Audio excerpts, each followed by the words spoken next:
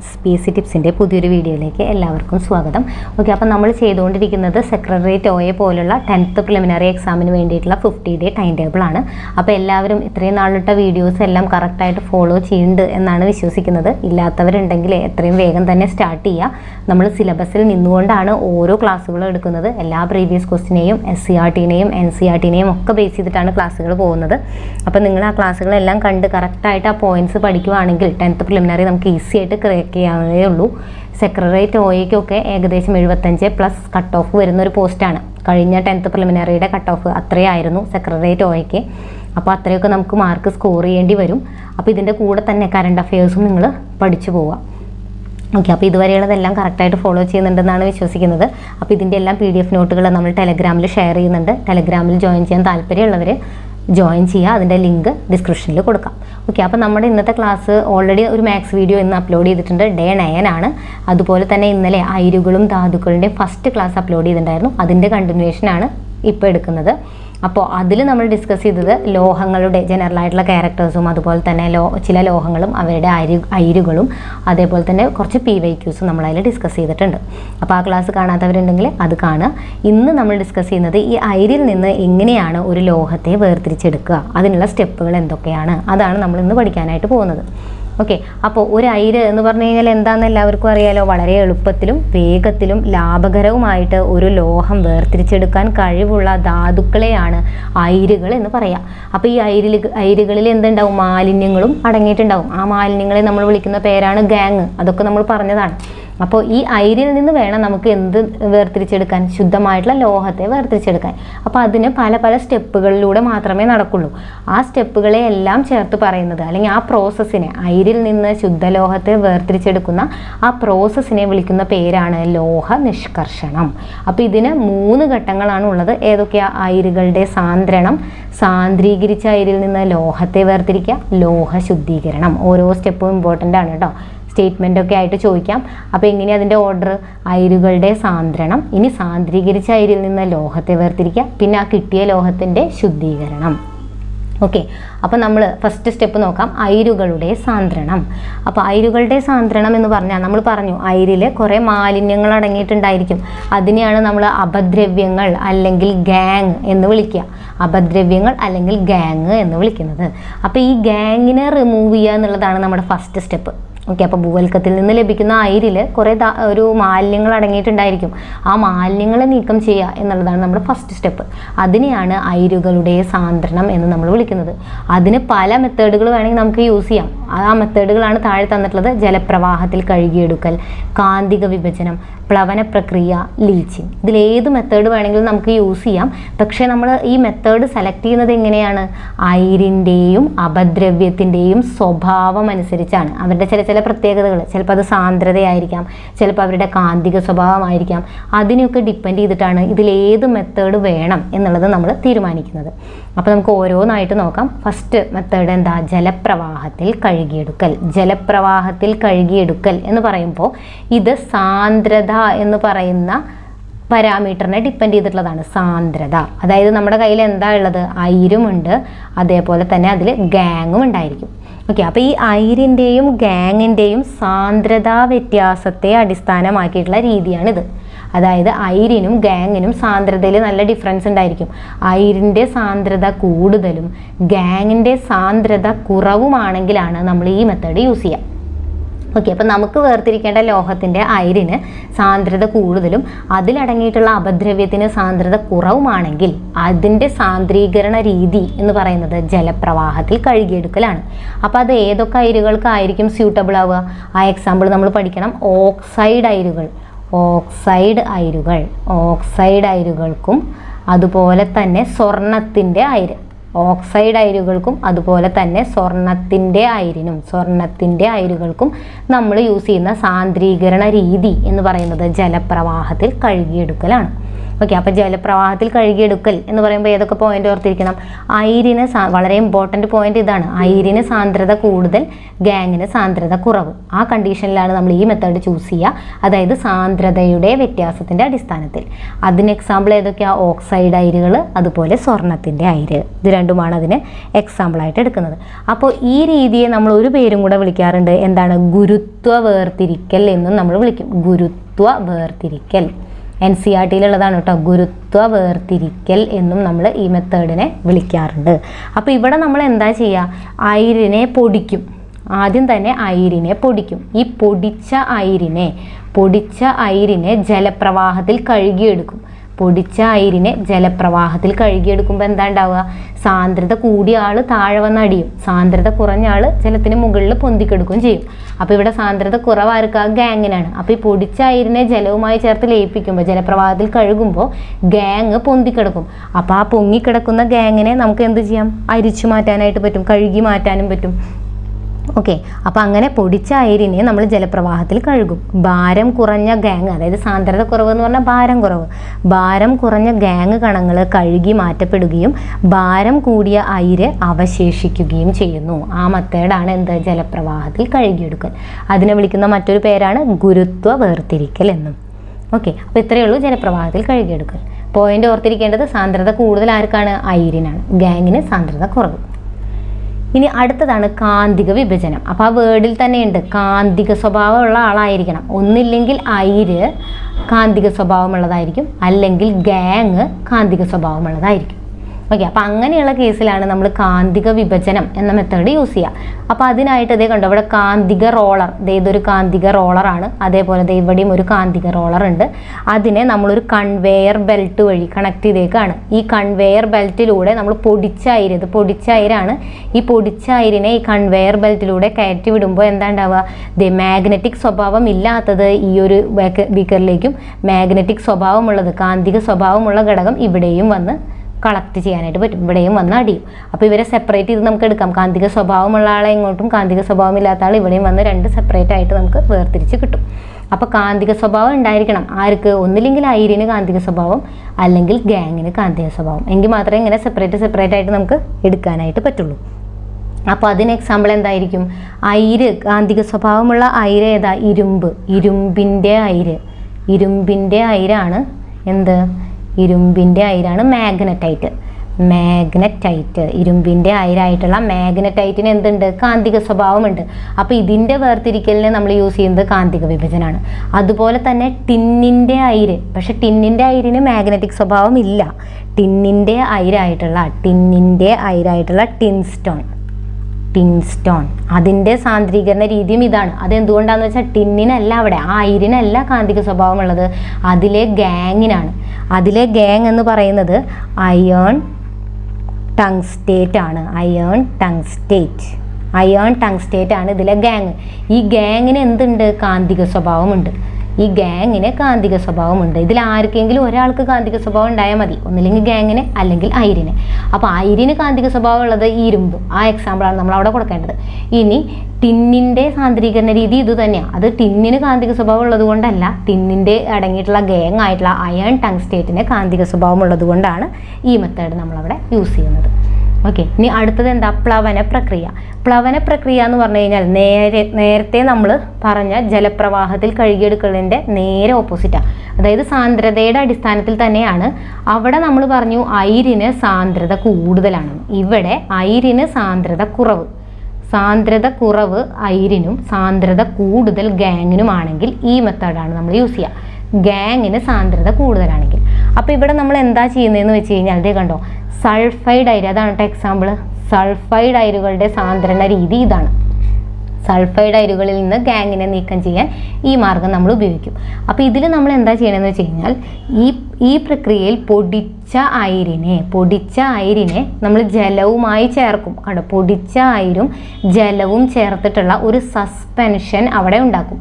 ഒരു സസ്പെൻഷൻ ഉണ്ടാക്കിയിട്ട് അതിലേക്ക് കളക്ടറുകളെയും അതുപോലെ തന്നെ പ്ലവന സ്ഥിരീകാരികളെയും ചേർക്കും. ഓക്കെ, ഈ വേർഡുകൾ പഠിച്ചു വെക്കണം. കളക്ടറുകളും പ്ലവന സ്ഥിരീകാരികളും ചേർക്കുന്നു. അപ്പോൾ കളക്ടറുകൾക്ക് എക്സാമ്പിൾ ഇത് എന്തിനാന്ന് നമ്മൾ പറയുന്നുണ്ട്.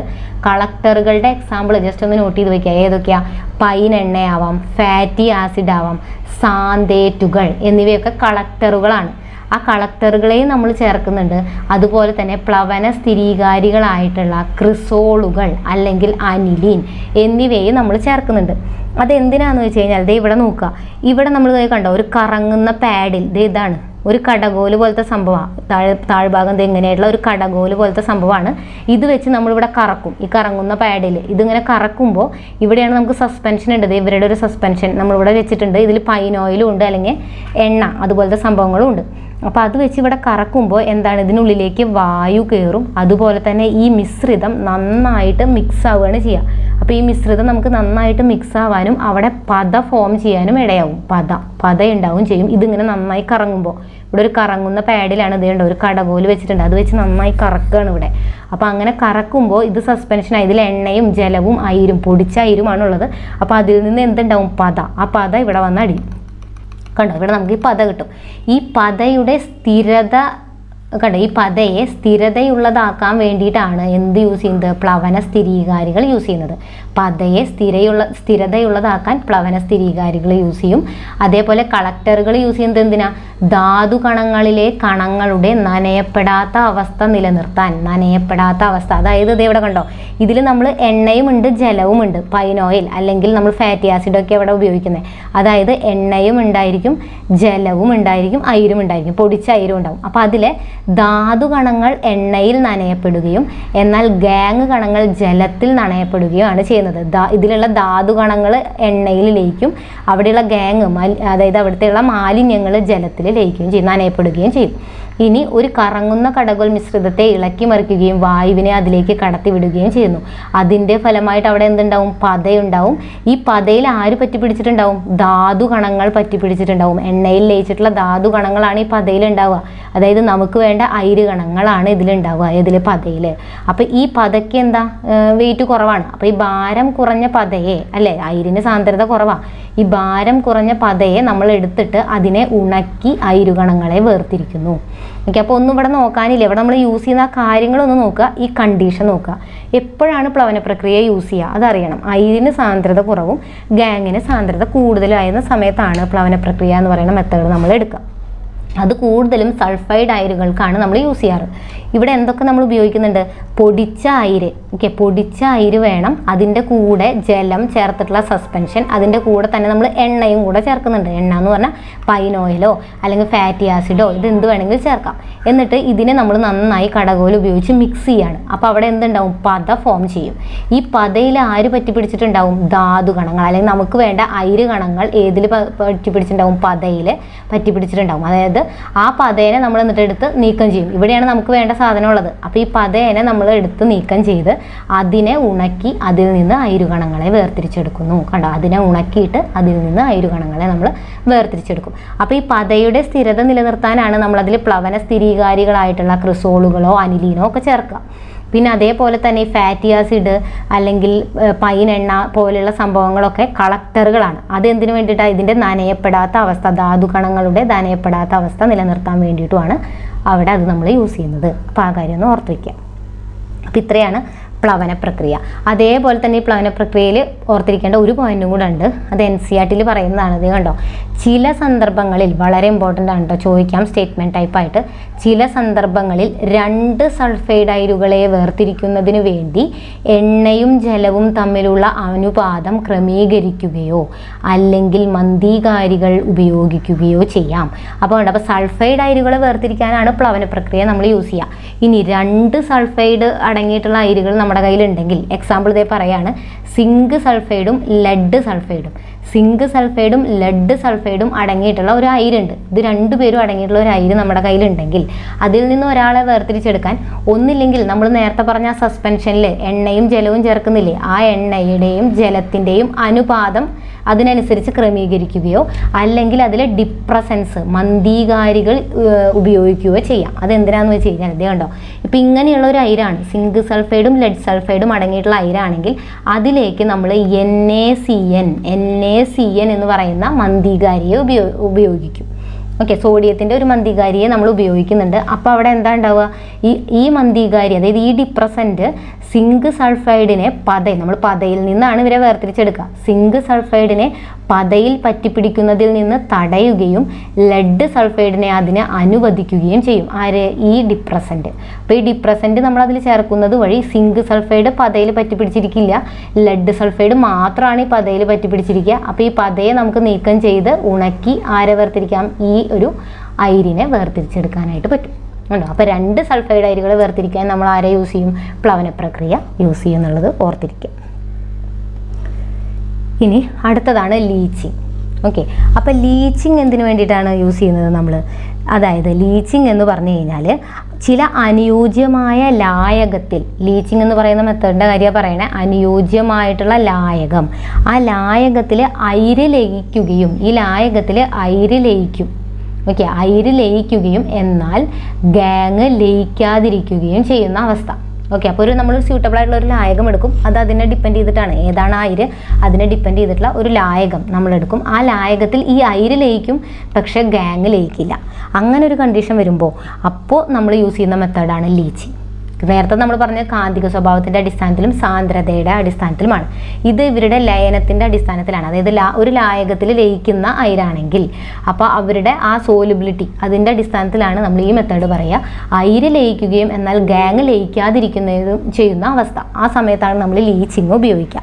അപ്പോൾ അലുമിനിയത്തിൻ്റെ അയിരായിട്ടുള്ള ബോക്സൈറ്റ്, മെയിൻ ആയിട്ടുള്ള എക്സാമ്പിളാണ് ബോക്സൈറ്റ്. അലുമിനിയത്തിൻ്റെ അയിരായിട്ടുള്ള ബോക്സൈറ്റിൻ്റെ സാന്ദ്രണ രീതിയാണ് ലീച്ചിങ്. വേറെ എക്സാമ്പിൾ ഉണ്ട്, പറയാം. അപ്പോൾ ബോക്സൈറ്റിനെ മെയിനായിട്ട് നമ്മൾ ഈ ഒരു മെത്തേഡാണ് യൂസ് ചെയ്യാറ്. ഓക്കെ, അപ്പോൾ ഇവിടെ എന്താ ഉണ്ടാവുന്നത്? അനുയോജ്യമായിട്ടുള്ള ലായനിയിൽ അയിര് ചേർക്കുകയാണ് ചെയ്യുക നമ്മൾ. അപ്പോൾ അയിര് അവിടെ എന്ത് ചെയ്യും? രാസപ്രവർത്തനത്തിൽ ഏർപ്പെട്ട് അയിര് അതിൽ ലയിക്കും. എന്നാൽ ലയിക്കാത്ത ഗാങ് ലയിക്കില്ലല്ലോ, അയിരാണ് ലയിക്കുക, ഗാങ് ലയിക്കില്ല. അപ്പോൾ ഈ ലയിക്കാത്ത ഗാങ്ങിനെ നമ്മൾ അരിച്ചു മാറ്റും. ലയിക്കാത്ത ഗാങ്ങിനെ നമ്മൾ എന്ത് ചെയ്യും? അരിച്ചു മാറ്റും.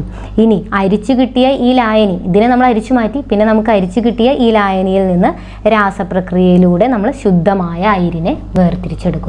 ഗാങ് ഒന്നുമില്ലാത്ത ശുദ്ധമായ അയിരിനെ നമ്മളവിടെ വേർതിരിച്ചെടുക്കും. അപ്പോൾ ഇവിടെ അറിഞ്ഞിരിക്കേണ്ട കുറച്ച് പോയിന്റ് ഉണ്ട്. ബോക്സൈറ്റിൽ അടങ്ങിയിട്ടുള്ള ചില മാലിന്യങ്ങളാണ് ടെക്സ്റ്റിൽ തന്നിട്ടുള്ളതാണ് കേട്ടോ. സിലിക്കൺ ഡയോക്സൈഡ്, അതുപോലെ തന്നെ ടൈറ്റാനിയത്തിൻ്റെ ഡയോക്സൈഡ്, അതുപോലെ തന്നെ iron oxide. Okay, silicon dioxide, titanium dioxide, iron oxide, ഇതൊക്കെ ബോക്സൈറ്റിൽ അടങ്ങിയിട്ടുള്ള എന്താണ്? മാലിന്യങ്ങളാണ്. അപ്പോൾ നമ്മൾ ഇവരുടെ സാന്ദ്രണം നടത്താൻ വേണ്ടിയിട്ട് എന്താ ചെയ്യുക? പൊടിച്ച അയിരിനെ, ഇവിടെ എല്ലാത്തിലും നമ്മൾ പൊടിച്ച അയിരാണ് യൂസ് ചെയ്യുക. പൊടിച്ച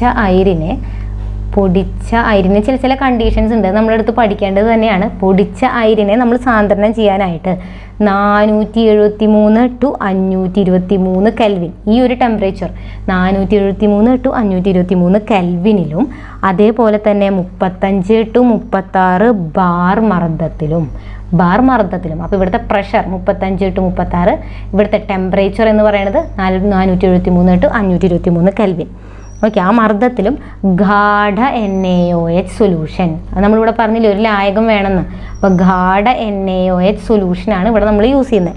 ഗാഢ NaOH ലായനിയിലാണ് ലയിപ്പിക്കുന്നത്. അപ്പോൾ അലുമിനിയത്തിൻ്റെ അയിരായിട്ടുള്ള ബോക്സൈറ്റിൻ്റെ ലീച്ചിങ്ങിന് വേണ്ടി ഉപയോഗിക്കുന്ന ലായനി അല്ലെങ്കിൽ ലായകം ഏതാണ്? ഗാഢ NaOH ആണ്. ഗാഢ NaOHലാണ് നമ്മൾ ഈ അയിരിനെ ലയിപ്പിക്കുന്നത്. കണ്ടീഷൻസ് ഉണ്ട്, ടെമ്പറേച്ചർ ഇത്രയാണ്, പ്രഷർ ഇത്രയാണ്. ഓക്കെ, അപ്പോൾ ബോക്സൈറ്റിൻ്റെ ലീച്ചിങ്, ബോക്സൈറ്റ്, അപ്പോൾ ഒരു സ്റ്റെപ്പ് ഇവിടെ ടെക്സ്റ്റിൽ തന്നിട്ടുള്ളതാണ്. അപ്പോൾ ജസ്റ്റ് അതൊന്ന് നോട്ട് ചെയ്ത് വയ്ക്കുക. അപ്പോൾ ഇവിടെ ബോക്സൈറ്റ് എന്ന് പറഞ്ഞു കഴിഞ്ഞാൽ ശരിക്കും എന്താണ്? Al2O3 2H2O. ഇത് നമ്മൾ കഴിഞ്ഞ ക്ലാസ്സിൽ പറഞ്ഞാണ് കേട്ടോ. Al2O3 2H2O ആണ് എന്തെന്ന് പറയുന്നത്? ബോക്സൈറ്റ്. അപ്പോൾ ഈ ബോക്സൈറ്റിനെ NaOH ലായനിയിൽ, ഗാഢ NaOH ലായനിയിൽ നമ്മൾ ചേർക്കുകയാണ്, ലയിപ്പിക്കുകയാണ്. അപ്പോൾ നമുക്കിവിടെ എന്താ കിട്ടുകയെന്നറിയോ? NaOHൽ ചേർക്കുമ്പോൾ ഇവിടുത്തെ അലുമിനിയവും ഇതിലത്തെ സോഡിയവും ചേർന്നിട്ട് നമുക്കിവിടെ സോഡിയം അലുമിനേറ്റ് ഉണ്ടാവും. ഓക്കെ, സോഡിയം സോഡിയം അലുമിനേറ്റ് ഇവിടെ ഉണ്ടാവും. സോഡിയം അലുമിനേറ്റ് എന്ന് പറഞ്ഞു കഴിഞ്ഞാൽ NaAlO3 ആണ്. ഈ സോഡിയം അലുമിനേറ്റിലേക്ക് ഈ അരിച്ചു മാറ്റിയ ലായനിയിൽ സോഡിയം അലുമിനേറ്റ് ഉണ്ടാവും, മറ്റേത് ലയിക്കില്ലല്ലോ, ഗാങ് അവിടെ ലയിക്കില്ല. അപ്പോൾ ഗാങ്ങിനെ നമ്മൾ അരിച്ചു മാറ്റി കളയും. ഇനി അരിച്ചു മാറ്റിയ ലായനിയിൽ അല്പം അവക്ഷിപ്തവും AlOH3 ജലവും ചേർത്ത് ഇളക്കുന്നു. അവക്ഷിപ്തം എന്ന് പറഞ്ഞു കഴിഞ്ഞാൽ AlOH3 ആണ്, OL ത്രൈസ് ആണ്. ഓക്കെ, അതിനെ നമ്മൾ ചേർക്കാണ് ചെയ്യുക. അതായത് ഹൈഡ്രേറ്റഡ് Al2O3 എന്ന് വേണമെങ്കിൽ പറയാം. അപ്പോൾ ഈ ലായനിയിൽ Al2O3 സോഡിയം അലുമിനേറ്റ് ആയിട്ട് ലയിച്ച് ചേരുകയും മാലിന്യങ്ങൾ അവിടെ അവശേഷിക്കുകയും ചെയ്യുമെന്ന് പറഞ്ഞു. ഇനി ഇതിലേക്ക് നമ്മൾ എന്താ ചെയ്യണമെന്ന് വെച്ച് കഴിഞ്ഞാൽ കാർബൺ ഡൈ ഓക്സൈഡ് കടത്തിവിടും. അങ്ങനെ ഒരു സ്റ്റെപ്പും കൂടെ ഉണ്ട് കേട്ടോ. ഇതിലേക്ക് നമ്മൾ കാർബൺ ഡൈ ഓക്സൈഡ് കടത്തിവിടും. കാർബൺ ഡൈ ഓക്സൈഡ് കടത്തിവിടുമ്പോൾ നമുക്ക് ഹൈഡ്രേറ്റഡ് ആയിട്ടുള്ള Al2O3 കിട്ടും. ഹൈഡ്രേറ്റഡ് ആയിട്ടുള്ള Al2O3 കിട്ടും. അതിലേക്ക് നമ്മൾ വീണ്ടും എന്താ ചെയ്യുക, കുറച്ചും കൂടെ അളവിൽ ഹൈഡ്രേറ്റഡ് Al2O3 വീണ്ടും ചേർക്കും. ഇതിലേക്ക് വീണ്ടും കുറച്ചും കൂടെ അളവിൽ ഹൈഡ്രേറ്റഡ് Al2O3 വീണ്ടും ചേർക്കും. അതാണ് ഈ സ്റ്റെപ്പ്. ദേ കാണുന്നത് കണ്ടോ, അല്പം അവക്ഷിപ്തം Al2O3 അതും കൂടെ നമ്മൾ ചേർക്കുന്നു. ഹൈഡ്രേറ്റഡ് ജലം അടങ്ങിയിട്ടുള്ള ഒരു അവക്ഷിപ്തം നമ്മൾ വീണ്ടും ചേർക്കുന്നു. അപ്പോൾ ഇവിടെ നമുക്ക് കിട്ടുന്നത് അവക്ഷിപ്തമാണ് നമുക്കിവിടെ കിട്ടുക, ഒരു ഇൻ്റർമീഡിയറ്റ്. അതായത് ഇവിടെ ഒന്നും നമ്മൾ പഠിക്കാനില്ല. എന്താ ചെയ്യുന്നത്, ഈ ബോക്സൈറ്റിലേക്ക് നമ്മൾ NaOH ചേർക്കുകയാണ്. അപ്പോൾ അതിന് ചില കണ്ടീഷൻസ് ഉണ്ട്.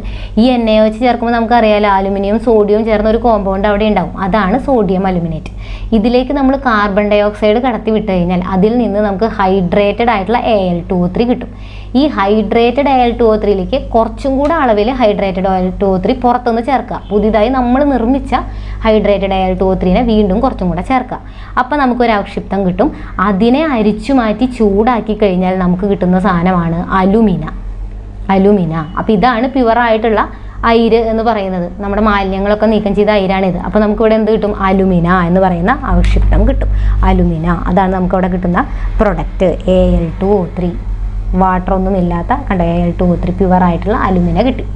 ഓക്കെ, അപ്പോൾ സ്റ്റെപ്പുകൾ ഓർത്തിരിക്കേണ്ടത് സോഡിയം അലുമിനേറ്റ്, അതിലേക്ക് കാർബൺ ഡൈ ഓക്സൈഡ് ചേർക്കുമ്പോൾ ഹൈഡ്രേറ്റഡ് Al2O3 കിട്ടും. ഇനി പുറത്തുനിന്ന് നമ്മൾ കുറച്ച് പുതുതായി ഉണ്ടാക്കിയ ഹൈഡ്രേറ്റഡ് Al2O3 കൂടെ ഇവിടെ ചേർക്കുക. അപ്പോൾ നമുക്കൊരു അവക്ഷിപ്തം കിട്ടും. ഇവർ മിക്സ് ചെയ്തിട്ടുള്ള ഒരു അവക്ഷിപ്തം. അതിനെ ഇനി അരിച്ചു മാറ്റി ചൂടാക്കിയാൽ നമുക്ക് എന്ത് കിട്ടും, പ്യുവർ അലുമിന കിട്ടും. ഇതാണ് അലുമിനിയത്തിൻ്റെ ലീച്ചിങ് പ്രോസസ്സ്. ഇമ്പോർട്ടൻ്റ് ആണ്, പഠിച്ചു വയ്ക്കുക. ഓക്കെ, അപ്പോൾ ഇതിലേക്ക് നമ്മൾ ഇവിടെ പുതിയതായിട്ട് ഇവിടെ ഉണ്ടായ ഹൈഡ്രേറ്റഡ് അലുമിനിയം Al2O3 നമ്മൾ പുതിയതായിട്ടൊരു ഹൈഡ്രേറ്റഡ് Al2O3 ചേർക്കുന്നില്ലേ. അപ്പോൾ ഈ സ്റ്റെപ്പിനെ നമ്മൾ ഒരു പേര് വിളിക്കും, സ്വീഡിങ്. ഈ സ്റ്റെപ്പിനെ വിളിക്കുന്ന പേരാണ് സ്വീഡിങ്. ടെക്സ്റ്റിലുള്ളതാണ് കേട്ടോ, സ്വീഡിങ് എന്നാണ് ഈ സ്റ്റെപ്പിനെ നമ്മൾ വിളിക്കുക, സ്വീഡിങ്. ഓക്കെ, അപ്പോൾ ഇനി ലീച്ചിങ്ങിന് ഒരു എക്സാമ്പിളും കൂടെ ഉണ്ട്. ലീച്ചിങ് എന്ന് പറഞ്ഞു കഴിഞ്ഞാൽ ഗോൾഡിൻ്റെയും സിൽവറിൻ്റെയും ലീച്ചിങ്ങിനുള്ള ഒരു എക്സാമ്പിൾ, വേറൊരു എക്സാമ്പിളാണ് ഗോൾഡ് സിൽവർ, AUൻ്റെയും AGയുടെയും ഗോൾഡിൻ്റെയും സിൽവറിൻ്റെയും ലോഹനിഷ്കർഷണത്തിൽ അതാതു ലോഹങ്ങൾ, അപ്പോൾ ഈ രണ്ട് ലോഹങ്ങളും കണ്ടോ, ഗോൾഡ് സിൽവർ, ഇതിൻ്റെ ലോഹനിഷ്കർഷണത്തിൽ നമ്മൾ ഈ ഓരോ അതാതു ലോഹങ്ങളെ നമ്മൾ ഒന്നില്ലെങ്കിൽ NaCN അല്ലെങ്കിൽ KCN, NaCN അല്ലെങ്കിൽ KCNൻ്റെ നേർപ്പിച്ച ലായനിയുമായിട്ട് ചേർത്തിട്ടും നമുക്ക് ഈ സാന്ദ്രീകരണ രീതി ചെയ്യാം കേട്ടോ. നേർപ്പിച്ച ലായനിയാണ് ഇവിടെ നമ്മൾ ഉപയോഗിക്കുക. നമ്മൾ നേരത്തെ അലുമിനിയത്തിൻ്റെ കേസിൽ ഏതാ ഉപയോഗിച്ചത്, NaOH ആണ് ഉപയോഗിച്ചത്, ഗാഢ NaOH സൊല്യൂഷനാണ് ഉപയോഗിച്ചത്. അതേപോലെ നമുക്ക് ഗോൾഡിൻ്റെയും സിൽവറിൻ്റെയും സാന്ദ്രീകരണത്തിന് വേണ്ടിയും ഈ മെത്തേഡ് യൂസ് ചെയ്യാം. അപ്പോൾ അവിടെ നമ്മൾ യൂസ് ചെയ്യുന്ന നേർപ്പിച്ച ലായനി ഏതാണെന്ന് ചോദിക്കുകയാണെങ്കിൽ ഏതാ, NaCN വേണമെങ്കിൽ യൂസ് ചെയ്യാം, അല്ലെങ്കിൽ KCN വേണമെങ്കിൽ യൂസ് ചെയ്യാം. ഓക്കെ, അപ്പോൾ ആ ഒരു പോയിന്റും കൂടെ ഓർത്തിരിക്കുക, NCERTയിലുള്ളതാണ്. ഓക്കെ, അപ്പം നമ്മുടെ സാന്ദ്രീകരണ രീതികൾ കഴിഞ്ഞു. ഏതൊക്കെയാണ്, ജലപ്രവാഹത്തിൽ കഴുകിയെടുക്കൽ, കാന്തിക വിഭജനം, പ്ലവന പ്രക്രിയ, ലീച്ചിങ്. അതിൽ പ്ലവന പ്രക്രിയയും ജലപ്രവാഹത്തിൽ കഴുകിയെടുക്കലും സാന്ദ്രതയെ അടിസ്ഥാനപ്പെടുത്തിയിട്ടുള്ളതാണ്. എന്നാൽ ലീച്ചിങ് അവരുടെ സോളിബിലിറ്റിയെ അടിസ്ഥാനപ്പെടുത്തിയിട്ടുള്ളതാണ്. കാന്തിക അവരുടെ മാഗ്നറ്റിക് ക്യാരക്ടറിനെ, കാന്തിക സ്വഭാവത്തെ അടിസ്ഥാനപ്പെടുത്തിയിട്ടുള്ളതാണ്. അപ്പോൾ നമുക്കൊന്ന് ഫിൽ ചെയ്യാം. സാന്ദ്രത കൂടുതൽ, അയിരിന് സാന്ദ്രത കൂടുതലും അതിലുള്ള മാലിന്യങ്ങൾ, അതായത് ഗാങ്ങിന് സാന്ദ്രത കുറവുമാണെങ്കിൽ നമ്മൾ എന്താ ചെയ്യുക, ജലത്തിൽ കഴുകിയെടുക്കുക, ജലപ്രവാഹത്തിൽ കഴുകിയെടുക്കും. കാന്തിക സ്വഭാവമുള്ളതാണെങ്കിൽ ആ പേരിൽ തന്നെ ഉണ്ട്, എന്താണ്, കാന്തിക വിഭജനം. ഇനി ഇതിൻ്റെ നേരെ തിരിച്ചാണെങ്കിലോ, സാന്ദ്രത കുറഞ്ഞ അയിര്, സാന്ദ്രത കൂടിയ ഗാങ്. അപ്പോൾ ഇതിൻ്റെ നേരെ തിരിച്ച് ഏതാ, പ്ലവന പ്രക്രിയ. ഇനി ലായനിയിൽ ലയിക്കുന്ന അലുമിനിയം അയിര് അതേ ലായനിയിൽ ലയിക്കാത്ത ഗാങ്, അതാണെങ്കിൽ ഏതാ? ലീച്ചിങ്. ഓക്കെ, ലീച്ചിങ്, അതും നമുക്ക് യൂസ് ചെയ്യാം. അപ്പോൾ ഇനി ഇവിടെ തന്നിട്ടുണ്ട്, നമ്മൾ ഓരോന്നും പറഞ്ഞതാ. ടിൻസ്റ്റോൺ എടുത്ത് പറഞ്ഞതാണ്. ടിൻസ്റ്റോണിന് കാന്തിക സ്വഭാവം ഇല്ല, പക്ഷെ അതിലെ ഗാങ്ങിന് കാന്തിക സ്വഭാവമുണ്ട്. അപ്പോൾ ഇവിടെ ഏത് രീതിയായിരിക്കും? കാന്തിക വിഭജനമായിരിക്കും. കാന്തിക വിഭജനം. ബോക്സൈറ്റ് ആണെങ്കിൽ നമ്മളിപ്പോൾ പറഞ്ഞു അലുമിനിയത്തിൻ്റെ ലീച്ചിങ് ആയിരിക്കും. സിങ്ക് ബ്ലെൻഡ് ആണെങ്കിലോ ഇത് സൾഫൈഡ് ഓറാണ്. ഞാൻ പറഞ്ഞു സിങ്ക് ബ്ലെൻഡ്, കഴിഞ്ഞ ക്ലാസ്സിൽ പറഞ്ഞു സിങ്ക് ബ്ലെൻഡിൻ്റെ രാസസമവാക്യം സിങ്ക് സൾഫൈഡ് ആണ്. കാരണം ഇതൊരു എക്സാമിന് ചോദിച്ചതാ. സിങ്ക് ബ്ലെൻഡ് എന്ന് പറഞ്ഞാൽ അത് സിങ്കിൻ്റെ എന്താണ്? സൾഫൈഡ് ആണോ ഓക്സൈഡ് ആണോ അങ്ങനെ ചോദിച്ചിട്ടുണ്ട്. സിങ്ക് സൾഫൈഡ് ആണിത്. അപ്പോൾ സൾഫൈഡ് ഓറുകൾക്ക് നമ്മൾ ഏതാ യൂസ് ചെയ്യാറ്? നമ്മൾ പ്രത്യേകം എടുത്ത് പറഞ്ഞു സൾഫൈഡ് ഓറിന് പ്ലവന പ്രക്രിയയാണ്. പ്ലവന പ്രക്രിയ എന്ന് പറയുന്നത് ആർക്ക് വേണ്ടിയിട്ടുള്ളതാ? സൾഫൈഡ് ഓറുകളുടെ അയിരുകളുടെ ഗാങ്ങിനെ നീക്കം ചെയ്യാനുള്ളതാണ്. ഓക്കെ, അപ്പോൾ ആ സ്റ്റെപ്പ് ക്ലിയർ ആയല്ലോ. ഇനി നമുക്ക് രണ്ടാമത്തെ സ്റ്റെപ്പ് എന്താ? സാന്ദ്രീകരിച്ച അയിരിൽ നിന്ന് ലോഹത്തെ വേർതിരിക്കണം. ഇനി നമുക്ക് സാന്ദ്രീകരിച്ച അയിരിൽ നിന്ന് എന്ത് വേർതിരിക്കണം? ലോഹത്തെ വേർതിരിക്കണം. ഇത് സിമ്പിളാണ്. രണ്ട് മെത്തഡാണ്. ഒന്ന്, നമ്മൾ കിട്ടിയ സാന്ദ്രീകരിച്ച അയിരിനെ ആദ്യം ഓക്സൈഡാക്കി മാറ്റും, എന്നിട്ട് ആ ഓക്സൈഡിനെ നിരോക്സീകരിക്കും. ഓക്കെ, ആദ്യം ഓക്സൈഡാക്കി മാറ്റുക, എന്നിട്ട് അതിനെ നിരോക്സീകരിക്കുക. അപ്പോൾ ഓക്സൈഡ് ആക്കി മാറ്റാൻ രണ്ട് സ്റ്റെപ്പുകൾ നമുക്ക് യൂസ് ചെയ്യാം. ഒന്നില്ലെങ്കിൽ കാൽസിനേഷൻ, അല്ലെങ്കിൽ റോസ്റ്റിംഗ്. ഇത് രണ്ട് എന്ന് പറഞ്ഞാലും അതിൻ്റെ ദ്രവണാങ്കത്തേക്കാൾ കുറഞ്ഞ താപനിലയിൽ ചൂടാക്കുന്ന പ്രക്രിയയാണ്. ദ്രവണാങ്കം എന്ന് പറഞ്ഞാൽ എന്താ? ഒരു ഖരം ദ്രാവകമാകാനുള്ള താപനില. അതിനേക്കാൾ കുറഞ്ഞ താപനിലയിൽ നമ്മൾ ചൂടാക്കുകയാണ്. നമ്മൾ സാന്ദ്രീകരിച്ച അയിരിനെ ചൂടാക്കുകയാണ്. അപ്പോൾ ചൂടാക്കുന്നത് രണ്ട് രീതിയിലാണ്. ഒന്നില്ലെങ്കിൽ വായുവിൻ്റെ അസാന്നിധ്യത്തിൽ, അല്ലെങ്കിൽ വായുവിൻ്റെ സാന്നിധ്യത്തിൽ. ഇവിടെ വായു ചിലപ്പോൾ വായുവിൻ്റെ സാന്നിധ്യം കൂടെ പറയാറുണ്ട്. അതായത് വളരെ കുറഞ്ഞ എമൗണ്ട് ഓഫ് ഓക്സിജൻ്റെ അളവിൽ, അതായത് കുറഞ്ഞ എമൗണ്ട്, വളരെ കുറഞ്ഞ അളവിൽ ഓക്സിജൻ്റെ അളവിൽ, അല്ലെങ്കിൽ വായുവിൻ്റെ അസാന്നിധ്യത്തിൽ നമ്മൾ ചൂടാക്കുന്ന പ്രക്രിയയാണ് കാൽസിനേഷൻ. വായുവിൻ്റെ സാന്നിധ്യത്തിൽ ചൂടാക്കുന്നതാണ് റോസ്റ്റിംഗ്. അപ്പോൾ കാൽസിനേഷൻ എക്സാമ്പിൾ എന്തൊക്കെയാണ്? ലോഹ കാർബണേറ്റുകൾ, അതായത് ഇപ്പോൾ സോഡിയം കാർബണേറ്റ് അല്ലെങ്കിൽ കാൽസ്യം കാർബണേറ്റ്, ഇതിൻ്റെയൊക്കെ മെത്തേഡിലാണ് നമ്മളിത് യൂസ് ചെയ്യുക. അല്ലെങ്കിൽ ഹൈഡ്രോക്സൈഡുകൾ, അതിനൊക്കെ വിഘടിച്ച് ഓക്സൈഡായി മാറുകയാണ് ചെയ്യുക. ഇനി റോസ്റ്റിംഗ് എന്ന് പറഞ്ഞാൽ നമ്മൾ പറഞ്ഞു വായുവിൻ്റെ സാന്നിധ്യത്തിലാണ്. വായുവിൻ്റെ സാന്നിധ്യത്തിലാണ് എന്ത് യൂസ് ചെയ്യുന്നത്? റോസ്റ്റിംഗ് നമ്മൾ യൂസ് ചെയ്യുന്നത്. ഓക്കെ, അപ്പോൾ സൾഫൈഡ് അയിരുകൾ ഓക്സിജനുമായി ചേർന്ന് ഓക്സൈഡുകൾ ഉണ്ടാക്കുന്നു. അപ്പോൾ ഇവിടെ നമ്മൾ സൾഫൈഡ് അയിരുകളാണ് കേട്ടോ. ഇവിടെയാണെങ്കിൽ ഏതൊക്കെയാണ്? ലോഹ കാർബണേറ്റുകളെയും ഹൈഡ്രോക്സൈഡുകളെയും ആണ് ഓക്സൈഡാക്കി മാറ്റുന്നത്. ഇവിടെ സൾഫൈഡ് അയിരുകളാണ്. സൾഫൈഡ് അയിര്. അപ്പോൾ നമ്മൾ ഫോർ എക്സാമ്പിൾ പറയുകയാണെങ്കിൽ കോപ്പറിൻ്റെ സൾഫൈഡ് ഓർ, കോപ്പറിൻ്റെ സൾഫൈഡ് ഓറിനെ നമ്മൾ ചൂടാക്കുകയാണെന്ന് വിചാരിക്കാം. കോപ്പറിൻ്റെ സൾഫൈഡ് ഓറിനെ ചൂടാക്കി കഴിഞ്ഞാൽ നമുക്ക് കിട്ടുന്നത് എന്താ? കോപ്പറിൻ്റെ ഓക്സൈഡ് കിട്ടും. കോപ്പറിൻ്റെ ഓക്സൈഡും കിട്ടും. പിന്നെ ഇവിടുത്തെ സൾഫർ ഓക്സിജനുമായിട്ട് പ്രവർത്തിച്ചിട്ട് നമുക്ക് എന്ത് കിട്ടും? സൾഫർ ഡൈ ഓക്സൈഡും കിട്ടുന്നുണ്ട്. അപ്പോൾ ഈ റോസ്റ്റിങ്ങിൻ്റെ ഫലമായിട്ടുണ്ടാകുന്ന, ഇത് റോസ്റ്റിംഗ് ആണ് നമ്മൾ ഉപയോഗിക്കുക. സൾഫൈഡ് ഓറുകൾക്ക് റോസ്റ്റിംഗ് ആണ് ഉപയോഗിക്കുക.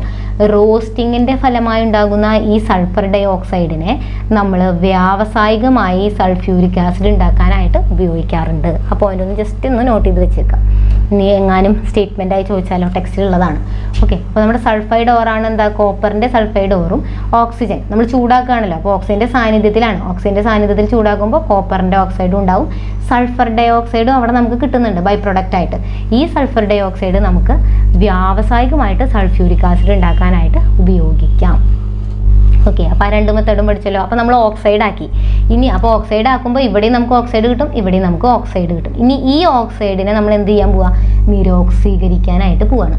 കണ്ടോ? അപ്പോൾ ഓക്സൈഡ് ആക്കിയ അയിരിൻ്റെ നിരോക്സീകരണം. അവിടെ എന്താ ചെയ്യുന്നത്? നിരോക്സീകാരികളെ ചേർക്കുക. അപ്പോൾ നമുക്ക് കുറേ ഓക്സൈഡുകളൊക്കെ കിട്ടിയിട്ടില്ലേ, അതിലേക്ക് നിരോക്സീകാരികളെ ചേർക്കുക. നിരോക്സീകാരികളെ ചേർത്ത് കഴിഞ്ഞാൽ നമുക്ക് എന്ത് കിട്ടും? നിരോക്സീകരണമായി അത്. അപ്പോൾ ആ നിരോക്സീകാരികൾ ഏതൊക്കെയാവാം? വൈദ്യുതി ചേർക്കാം, അല്ലെങ്കിൽ കാർബൺ ചേർക്കാം, കാർബൺ മോണോക്സൈഡ്, ഇതൊക്കെ നമുക്ക് നിരോക്സീകാരിയായിട്ട് ഉപയോഗിക്കാം. പിന്നെ ഇതും കൂടെ നോട്ട് ചെയ്ത് വയ്ക്കുക. ക്രിയാശീലം കൂടിയ സോഡിയം, പൊട്ടാസ്യം, കാൽസ്യം പോലുള്ള ലോഹങ്ങളെ അവയുടെ അയിരുകളിൽ നിന്ന് വേർതിരിക്കാനായിട്ട് നിരോക്സീകാരിയായിട്ട് വൈദ്യുതിയാണ് ഉപയോഗിക്കുക കേട്ടോ. വൈദ്യുതിയാണ് നമ്മൾ ഉപയോഗിക്കുക. അതുപോലെ അലുമിനിയത്തിൻ്റെത് നമ്മളത് യൂസ് ചെയ്യാറുണ്ട്. ഓക്കെ, അപ്പോൾ വൈദ്യുതിയാണ് ഇവിടെയൊക്കെ നിരോക്സീകാരിയായിട്ട് ഉപയോഗിക്കേണ്ടത്. അപ്പോൾ ഇത് ഇമ്പോർട്ടൻ്റ് പോയിന്റ് ആണ്. നിരോക്സീകാരിയായിട്ട് വൈദ്യുതിയോ കാർബണിൻ്റെ മോണോക്സൈഡോ ഒക്കെ ഉപയോഗിക്കാം. സോഡിയം, പൊട്ടാസ്യം, കാൽസ്യം പോലുള്ള ലോഹങ്ങൾക്ക് വൈദ്യുതി നമ്മൾ ഉപയോഗിക്കാറുണ്ട്. ഓക്കെ, അപ്പോൾ നിരോക്സീകരണം എന്ന് പറഞ്ഞാൽ ശരിക്കും എന്താ? നിരോക്സീകരണം എന്ന് പറഞ്ഞാൽ ഇവിടെ നമ്മുടെ ഓക്സൈഡ് അല്ലേ ഉണ്ടാവുക. ഈ ഓക്സൈഡ് എന്ന് പറഞ്ഞാൽ ഇതിലൊരു പോസിറ്റീവ്, ഇപ്പോൾ Cu2+ഉം O2-ഉം 2 അയോൺസ് ആണ് ഇവിടെ ഉണ്ടാവുക. കണ്ടോ, ഈ ലോഹത്തിൻ്റെ, നമുക്ക് കോപ്പറിനെ അല്ലേ വേർതിരിക്കേണ്ടത്, കോപ്പറിൻ്റെ അയൺ ആണ് ഇവിടെ ഉണ്ടാവുക. കോപ്പറിൻ്റെ അയൺ Cu2+ എന്ന് പറയുന്ന ഒരു അയോൺ അല്ലേ, കാറ്റയോൺ ആണ്. കോപ്പറിൻ്റെ അയോൺ ആണ് ഉണ്ടാവുക. അപ്പോൾ ഈ അയോണിലേക്ക് ഒന്നില്ലെങ്കിൽ ഇലക്ട്രോണിനെ ചേർക്കേണ്ടി വരും. ചില കേസിൽ അയോണിലേക്ക് നമ്മൾ ഇലക്ട്രോണിനെ കൊടുക്കേണ്ടി വരും. ചില സമയത്ത് അയോണിൽ നിന്ന് ഇലക്ട്രോണിനെ നേടിയെടുക്കേണ്ടതായിട്ടും വരും. ഓക്കെ, ലോഹ അയോണിൻ്റെ ഇലക്ട്രോണിനെ നേടിയെടുക്കേണ്ടതായിട്ടും വരും. ഒന്നിലേക്ക് ചിലപ്പോൾ ഇലക്ട്രോൺ അതിലേക്ക് കൊടുക്കുകയോ അല്ലെങ്കിൽ ഇലക്ട്രോൺ അതിൽ നിന്ന് വാങ്ങുകയോ ഒക്കെ ചെയ്യുമ്പോഴാണ് നമുക്ക് അവിടെ എന്ത് കിട്ടുക? ലോഹത്തെ കിട്ടുക അല്ലേ. Cu2+ 2 ഇലക്ട്രോൺ ചേർത്താൽ നമുക്ക് എന്ത് കിട്ടും? Cu കിട്ടും. അതൊന്നും ഇവിടെ ആലോചിക്കേണ്ട ആവശ്യമില്ല. അതായത് ഇതിനെ ഈ ഒരു പ്രോസസ്സ് കണ്ടോ, ഇങ്ങനെ ചെയ്ത് ഈ ലോഹം നമുക്ക് കിട്ടണമെങ്കിൽ ഈ ഒരു പ്രോസസ്സ് നടക്കണം ഇവിടെ. ഒന്നില്ലെങ്കിൽ ഇലക്ട്രോണിനെ വാങ്ങിക്കേണ്ടി വരും, അല്ലെങ്കിൽ ഇലക്ട്രോണിനെ കൊടുക്കേണ്ടി വരും. അപ്പോൾ ഇങ്ങനെ ഇലക്ട്രോണിനെ വാങ്ങുകയോ കൊടുക്കുകയോ ചെയ്യുമ്പോൾ മാത്രമേ അവിടെ ലോഹം കിട്ടുള്ളൂ. ഈ ഒരു പ്രോസസ്സ്, ഇലക്ട്രോണിനെ ആഡ് ചെയ്യുക അല്ലെങ്കിൽ ഇലക്ട്രോണിനെ തിരിച്ചെടുക്കുകയോ ചെയ്യുന്ന ഈ പ്രോസസ്സിനെ നമ്മൾ എന്തെന്ന് വിളിക്കുക? നിരോക്സീകരണം എന്ന് വിളിക്കുക. അത്രേ ഉള്ളൂ. അപ്പോൾ നിരോക്സീകരണം എന്താണെന്ന് പറഞ്ഞേ ഉള്ളൂ. ലോഹായോണിലേക്ക് ഇലക്ട്രോണിനെ ചേർക്കുകയോ ലോഹായോണിൻ്റെ ഇലക്ട്രോണിനെ നേടിയെടുക്കുകയോ ചെയ്യുന്ന പ്രവർത്തനമാണ് നിരോക്സീകരണം. ഓക്കെ, അപ്പോൾ ഇനി അപ്പോൾ നമ്മുടെ 2 സ്റ്റെപ്പും കഴിഞ്ഞു. അപ്പോൾ നമ്മൾ സാന്ദ്രീകരണം കഴിഞ്ഞു, സാന്ദ്രണം കഴിഞ്ഞു. അത് കഴിഞ്ഞ് സാന്ദ്രീകരിച്ച അയിരിൽ നിന്ന് നമ്മൾ ലോഹത്തെ വേർതിരിച്ചു. ഇനി എന്താ ചെയ്യേണ്ടത്? ആ കിട്ടിയ ലോഹത്തിൻ്റെ ശുദ്ധീകരണം. അടുത്ത സ്റ്റെപ്പാണ് കിട്ടിയ ലോഹത്തിൻ്റെ ലോഹ ശുദ്ധീകരണം. ഓക്കെ, അപ്പോൾ നമുക്ക് ഈ ലോഹ ശുദ്ധീകരണമാണ് വേണ്ടത്. അപ്പോൾ നമ്മൾ സാന്ദ്രണം ചെയ്തു. അതുപോലെ തന്നെ സാന്ദ്രീകരിച്ച അയിരിൽ നിന്ന് ലോഹത്തെയും വേർതിരിച്ചു. നമ്മൾ വേർതിരിച്ചു. സാന്ദ്രണം കഴിഞ്ഞ് ലോഹത്തെ വേർതിരിച്ചു. ഇനി ആ ലോഹത്തിലും എന്തുണ്ടാവാം? ഇത് കണ്ടോ, ആ നിരോക്സീകരണം വഴി നമുക്ക് ലഭിക്കുന്ന ലോഹത്തിൽ മറ്റു ലോഹങ്ങളും ലോഹ ഓക്സൈഡുകളും ചെറിയ തോതിൽ ചില അലോഹങ്ങളും അപദ്രവ്യങ്ങളായിട്ട് കാണാറുണ്ട്. അതായത് സാന്ദ്രണം കഴിഞ്ഞ് ഈ സാന്ദ്രീകരിച്ച അയിരിൽ നിന്ന് നമുക്ക് കിട്ടുന്ന ലോഹം എന്ന് പറയുന്നതും പ്യുവർ മെറ്റൽ അല്ല.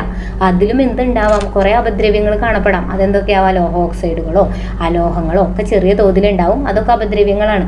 അപ്പോൾ ഈ അപദ്രവ്യങ്ങളെ ഇനി നമ്മൾ നീക്കം ചെയ്തിട്ട് വേണം നമുക്ക് എന്ത് കിട്ടാൻ? ശുദ്ധ ലോഹം കിട്ടാൻ. ആ പ്രക്രിയയാണ് ലോഹ ശുദ്ധീകരണം. അപ്പോൾ ആ ലോഹ ശുദ്ധീകരണത്തിനും എന്തുണ്ടായിരിക്കും? ആ ലോഹങ്ങളുടെയും അവയിലടങ്ങിയ മാലിന്യങ്ങളുടെയും സ്വഭാവത്തിൻ്റെ അടിസ്ഥാനത്തിൽ നമുക്ക് അവിടെയും വിവിധ മാർഗങ്ങളുണ്ട്. അപ്പോൾ അത് ഏതൊക്കെയാണെന്ന് നമുക്ക് ഓരോന്നായിട്ട് നോക്കാം. ഫസ്റ്റത്തെയാണ് ഉരുക്കി വേർതിരിക്കുക എന്ന് പറഞ്ഞു കഴിഞ്ഞാൽ ദ്രവണാങ്കത്തിൻ്റെ അടിസ്ഥാനത്തിലാണ് നമ്മൾ പറയാം. ദ്രവണാങ്കമാണ് അവിടുത്തെ പാരാമീറ്റർ. അപ്പോൾ ദ്രവണാങ്കം എന്ന് പറഞ്ഞാൽ എന്താ? ഖരം ദ്രാവകമായി മാറുന്ന ആ താപനില. അപ്പോൾ കുറഞ്ഞ ദ്രവണാങ്കം എന്ന് പറഞ്ഞാൽ എന്താ? ചെറിയ താപനിലയിൽ തന്നെ അത് ദ്രാവകമായിട്ട് മാറും, അതായത് ഉരുകും. അപ്പോൾ കുറഞ്ഞ ദ്രവണാങ്കമുള്ള ടിന്ന്, ലെഡ് എന്നീ ലോഹങ്ങളിൽ അപദ്രവ്യമായിട്ട് ഉയർന്ന ദ്രവണാങ്കമുള്ള മറ്റു ലോഹങ്ങൾ, ലോഹ ഓക്സൈഡുകൾ അടങ്ങിയവ ഉണ്ടായിരിക്കും. അതായത് ഇവിടെ നമ്മുടെ എന്താ ടിന്ന്, ലെഡ് മുതലായപ്പോൾ നമുക്ക് ലോഹം കിട്ടിയിട്ടല്ലോ. ലോഹം ഉണ്ടായിരിക്കും, ഇവിടെ അപദ്രവ്യം ഉണ്ടായിരിക്കും അല്ലെ. അപദ്രവ്യം ഉണ്ടായിരിക്കും. ലോഹത്തിന് എന്തായിരിക്കും? ദ്രവണാങ്കം കുറവ്, അപദ്രവ്യത്തിന് ദ്രവണാങ്കം കൂടുതൽ. അപ്പോൾ ഇതിനെ നമ്മൾ എന്താ ചെയ്യുക? ഈ ലോഹത്തിനെ നമ്മളൊരു ചരിഞ്ഞ പ്രതലത്തിൽ വെച്ചിട്ട് ചൂടാക്കുകയാണ്. ഇങ്ങനെ ചരിഞ്ഞ പ്രതലത്തിൽ വെച്ച് ചൂടാക്കുമ്പോൾ ഈ ദ്രവണാങ്കം കുറഞ്ഞ ആൾ പെട്ടെന്ന് ഉരുകി താഴേക്ക് വരും അല്ലെ. ദ്രവണാങ്കം ഇതിന് കുറവാണ്, അതായത് ചെറിയ താപനിലയിൽ തന്നെ ഇത് പെട്ടെന്ന് ഉരുകും. അപ്പോൾ അത് ഉരുകി താഴെ വരും. അതിനുള്ള എക്സാമ്പിളാണ് ടിന്നും ലെഡും. അതിനാണ് നമ്മളിത് യൂസ് ചെയ്യുക. ടിന്നും ലെഡും പെട്ടെന്ന് ഉരുകി താഴെ വരും. പക്ഷെ അപദ്രവ്യത്തിന് ദ്രവണാങ്കം കൂടുതലായതുകൊണ്ട് അത് പതിയെ ഉരുകുള്ളൂ. അപ്പോൾ നമുക്ക് പെട്ടെന്ന് എന്ത് ചെയ്യാം? ഇതിനെ വേർതിരിച്ചെടുക്കാം. ഇതാണ് ആദ്യം വരിക. ലോഹം പെട്ടെന്ന് തന്നെ ഉരുകി താഴേക്ക് വരും. അപ്പോൾ അതിൽ നിന്ന് നമുക്ക് ഉരുക്കി വേർതിരിക്കാം. അപ്പോൾ ആ ഒരു പ്രോസസ്സിനെയാണ് ഉരുക്കി വേർതിരിക്കൽ എന്ന് പറയാം. ദ്രവണാങ്കത്തിൻ്റെ അടിസ്ഥാനത്തിലാണെന്ന് ഓർക്കുക. ടിന്നും ലഡുവാണ് എക്സാമ്പിൾ. അവിടെ എന്ന് വെച്ച് കഴിഞ്ഞാൽ ലോഹത്തിന് ദ്രവണാങ്കം കുറവും അപദ്രവ്യത്തിന് ദ്രവണാങ്കം കൂടുതലും. ഓക്കെ, ഇനി സ്വേദനം എന്ന് പറഞ്ഞു കഴിഞ്ഞാൽ തിളനിലയുടെ അടിസ്ഥാനത്തിലാണ്. തിളനില. അപ്പോൾ താരതമ്യേന കുറഞ്ഞ തിളനിലയുള്ള ലോഹങ്ങൾ, ഇവിടെ ദ്രവണാങ്കം പറഞ്ഞ പോലെ തിളനില കുറവുള്ള ലോഹങ്ങൾ ആയിട്ടുള്ള ഏതൊക്കെയാ? സിങ്ക്, കാഡ്മിയം, മെർക്കുറി എന്നിവയുടെ ശുദ്ധീകരണത്തിനാണ് നമ്മളിത് ഉപയോഗിക്കുക. അപ്പോൾ ഈ അപദ്രവ്യം അടങ്ങിയിട്ടുള്ള ലോഹം ഒരു റിട്ടോർട്ടിൽ വെച്ച് നമ്മൾ ചൂടാക്കും. ഓക്കെ, അപ്പോൾ ശുദ്ധലോഹം എന്താ ചെയ്യുക? ഈ ലോഹത്തിന് തിളനില കുറവാണ്, അത് പെട്ടെന്ന് എന്ത് ചെയ്യും? ബാഷ്പമായിട്ട് മാറും. തിളനില കുറവായതുകൊണ്ട് പെട്ടെന്ന് തന്നെ തിളച്ച് ബാഷ്പീകരിക്കപ്പെടും. ആ ബാഷ്പത്തെ നമ്മൾ ഘനീഭവിച്ച് ശുദ്ധലോഹം എടുക്കും. അതായത് നമ്മളിപ്പോൾ ഇതിൽ ഒരെണ്ണത്തിൽ ഒരു റിട്ടോർട്ടിൽ വെച്ചിട്ട് ഈ സംഭവത്തെ നമ്മൾ ചൂടാക്കുക, അപദ്രവ്യം അടങ്ങിയിട്ടുള്ള ലോഹത്തെ ചൂടാക്കുകയാണ്. അപ്പോൾ ചൂടാക്കുമ്പോൾ ഇവിടുന്ന് ഇങ്ങനെ ചൂട് കിട്ടുമ്പോൾ പെട്ടെന്ന് തന്നെ ലോഹം എന്താ തിളച്ച് ബാഷ്പമായിട്ട് പോകും. ഈ ബാഷ്പത്തെ നമ്മൾ പിന്നെ ഘനീഭവിച്ച് എന്താക്കി മാറ്റുകയാണ്, ലോഹമാക്കി മാറ്റുകയാണ് ചെയ്യുക. അതാണ് സ്വേദനം അല്ലെങ്കിൽ ഡിസ്റ്റിലേഷൻ. ഇനി അടുത്തത് എന്താ, വൈദ്യുത വിശ്ലേഷണം. വൈദ്യുത വിശ്ലേഷണം എന്ന് പറഞ്ഞാൽ അതിൻ്റെ ഒരു അപ്പാരറ്റസ് നമുക്ക് പഠിക്കാനുണ്ട്. വൈദ്യുത വിശ്ലേഷണം എന്ന് പറഞ്ഞാൽ ഒരു ബീക്കറിൽ സൊല്യൂഷൻ എടുക്കണം, 2 ഇലക്ട്രോഡുകളെ എടുക്കണം. ഒരു സൊല്യൂഷനും ഉണ്ടാവും, 2 ഇലക്ട്രോഡും ഉണ്ടാവും. അപ്പോൾ ഏത് ലോഹത്തെയാണോ നമുക്ക് വേർതിരിക്കേണ്ടത്, ആ ലോഹം, അതിലാണല്ലോ അപദ്രവ്യം അടങ്ങിയിട്ടുള്ളത്, ആ ലോഹത്തെ നമ്മൾ എന്താക്കി വെക്കും, ആനോഡാക്കി വെക്കും. ആനോഡ് ഒരു ഇലക്ട്രോഡായിട്ട് നമ്മൾ ചൂസ് ചെയ്യും. നമുക്ക് ശുദ്ധീകരിക്കേണ്ട കോപ്പറിനാണ് നമ്മളിത് യൂസ് ചെയ്യുക കേട്ടോ. വൈദ്യുത വിശ്ലേഷണം കൂടുതലായിട്ടും കോപ്പറിന് ഉപയോഗിക്കാറുണ്ട്. അപ്പോൾ വൈദ്യുത വിശ്ലേഷണം അലുമിനിയത്തിനും ഉപയോഗിക്കാറുണ്ട്. അപ്പോൾ കോപ്പറിലാവുമ്പോൾ ശുദ്ധീകരിക്കേണ്ട കോപ്പർ, അതായത് ഇതിൽ ഗാങ് അടങ്ങിയിട്ടുള്ളതാണ്, അപദ്രവ്യം അടങ്ങിയിട്ടുള്ള കോപ്പറാണിത്. അപദ്രവ്യം അടങ്ങിയ കോപ്പറിനെ ഒരു ഇലക്ട്രോഡായിട്ട് വയ്ക്കും, ആനോഡായിട്ട് വയ്ക്കും. കേതോഡായിട്ട് ഈ കോപ്പറിൻ്റെ ശുദ്ധമായിട്ടുള്ളൊരു വേറൊരു കോപ്പർ എടുക്കുക. ശുദ്ധമായിട്ടുള്ളൊരു കോപ്പർ എടുത്തിട്ട് അതിനെ നമ്മൾ എന്താക്കി വയ്ക്കും, കേതോഡായിട്ട് വയ്ക്കും. ഈ കോപ്പറിനെയാണ് ശുദ്ധീകരിക്കേണ്ടത്. അപ്പോൾ കോപ്പറിൻ്റെ തന്നെ ഒരു സൊല്യൂഷനെ നമ്മൾ ലായനിയായിട്ട് എടുക്കും. ഈ സൊല്യൂഷൻ എന്ന് പറയുന്നത് ഈ ലോഹത്തിൻ്റെ ലായനി ആയിരിക്കണം. ഓക്കെ, അപ്പോൾ ഇവിടെ നമ്മൾ ആനോഡായിട്ട് എടുക്കുന്നത് ഏതാ, നമുക്ക് ശുദ്ധീകരിക്കേണ്ട ലോഹത്തെയാണ് ആനോഡായിട്ട് എടുക്കുക. കേതോഡായിട്ട് ഏതിനെ എടുക്കുക, ശുദ്ധലോഹം. അതായത് ഇവിടെ കോപ്പറാണ്, അപ്പോൾ ഇവിടെ കോപ്പറാണ്, അപ്പോൾ ശുദ്ധലോഹത്തെയാണ് നമ്മൾ ഇവിടെ എടുക്കുക. ഇനി ഇലക്ട്രോലൈറ്റായിട്ട് നമ്മൾ എന്താ എടുത്തിരിക്കുന്നത്, H2SO4 ചേർത്ത കോപ്പർ സൾഫേറ്റിനെയാണ് നമ്മൾ എടുത്തിട്ടുള്ളത്. കണ്ടോ. ഇനി ആനോഡിൽ നടക്കുന്നതും കാഥോഡിൽ നടക്കുന്നതുമായിട്ടുള്ള പ്രവർത്തനങ്ങൾ ജസ്റ്റ് വേണമെങ്കിൽ നോട്ട് ചെയ്ത് വെക്കുക. അത് അങ്ങനെയായിട്ട് ചിലപ്പോൾ എക്സാമിന് ചോദിക്കാനായിട്ട് വഴിയില്ല, നമ്മൾ ഇലക്ട്രോണിൻ്റെ രീതിയിൽ വെച്ചിട്ട് പറയുന്നതാണ്. അപ്പോൾ ആനോഡിൽ നടക്കുന്നതാണെങ്കിൽ കോപ്പർ എന്താ ചെയ്യാതെ കണ്ടു, ഇതാണ് ഇതിലുള്ള കോപ്പർ വിഘടിച്ച് ഈ സൊല്യൂഷനിലേക്ക് പോകും. കോപ്പർ 2++2 ഇലക്ട്രോൺ ആയിട്ട് മാറും. അതായത് ഇതിലുള്ള കോപ്പർ ഇതിൻ്റെ ഉള്ളിലേക്ക് കോപ്പർ 2+ ആയിട്ട് ഈ ലായനിയിലേക്ക് ചേരും. കാഥോഡിലാണെങ്കിൽ ഇതിൻ്റെ നേരെ തിരിച്ച് കോപ്പർ 2+2 ഇലക്ട്രോൺ ആയിട്ട് അപ്പോൾ ഇതിൽ കോപ്പർ 2+ന്റെ കോൺസെൻട്രേഷൻ കൂടും അല്ലേ. ഇതിൽ ഓൾറെഡി കോപ്പർ 2+ ഉണ്ട്, കാരണം എന്താ, കോപ്പർ സൾഫേറ്റ് ലായനിയാണിത്. അപ്പോൾ ഇതിൽ ഓൾറെഡി കോപ്പർ 2+ ഉണ്ട്. ഇതിൽ നിന്ന് വീണ്ടും കോപ്പർ 2+ ഇതിലേക്ക് വരുമ്പോൾ അത് ഇലക്ട്രോണുമായി ചേർന്ന് കോപ്പറായിട്ട് ഇവിടെ വന്ന് അടിയും. കോപ്പറായിട്ട് നമുക്ക് ഇലക്ട്രോഡിൽ വന്ന് അടിയും. Copper 2++2 electron gives copper. Just വേണമെന്ന് നോട്ട് ചെയ്ത് വയ്ക്കുക. ഇത് കാഥോഡിലും ഇത് ആനോഡിലും നടക്കുന്ന പ്രവർത്തനങ്ങൾ. അപ്പോൾ വൈദ്യുത വിശ്ലേഷണം എന്ന് പറഞ്ഞാൽ അവിടെ ഒരു അപ്പാരറ്റസ് ഉണ്ട്, 2 ഇലക്ട്രോഡും വേണം, ഒരു ലായനിയും വേണം. ഏത് ലോഹത്തെയാണോ വേർതിരിക്കേണ്ടത് അതിൻ്റെ ലായനി എടുക്കണം. ശുദ്ധീകരിക്കേണ്ട ലോഹത്തെ ആനോഡായിട്ടും ഒരു ശുദ്ധ ലോഹത്തെ കാഥോഡുമായിട്ടും എടുക്കണം. ഏത് ലോഹമാണോ അത് എല്ലാം സെയിം. ഓക്കെ, അപ്പോൾ അതാണ് അവിടെ വരുന്നത്. ഇനി നമുക്ക് പഠിക്കാനുള്ളത് അയേണിൻ്റെ, ടെക്സ്റ്റിൽ പറഞ്ഞിട്ടുള്ളതുകൊണ്ട് നമുക്ക് അതും കൂടെ നോക്കാം. ഇരുമ്പിൻ്റെ വ്യാവസായിക നിർമ്മാണമാണ് നമ്മൾ പറയുന്നത്. ഇരുമ്പിൻ്റെ വ്യാവസായിക നിർമ്മാണം എന്ന് പറഞ്ഞു കഴിഞ്ഞാൽ ഓരോ സ്റ്റെപ്പുകളില്ലേ. നമുക്ക് ആദ്യം സാന്ദ്രണമുണ്ട്.